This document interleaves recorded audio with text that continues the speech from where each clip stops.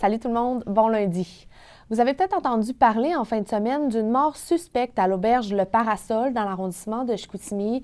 Eh bien, lundi matin, la Sûreté du Québec a confirmé que la personne décédée dans ces circonstances est une femme de 28 ans de Saguenay.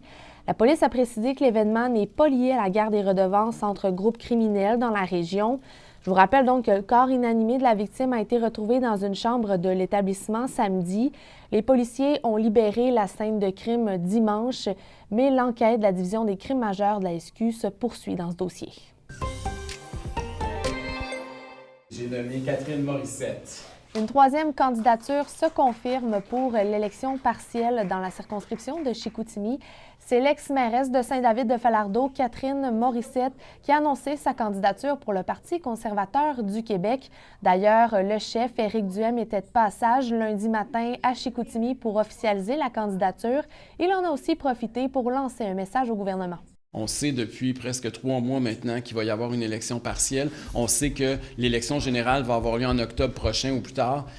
Puis plus le gouvernement attend, plus la job du gagnant de l'élection partielle dans Chicoutimi va être une job d'été. D'après moi, comme on est parti, ça va être une belle course à deux.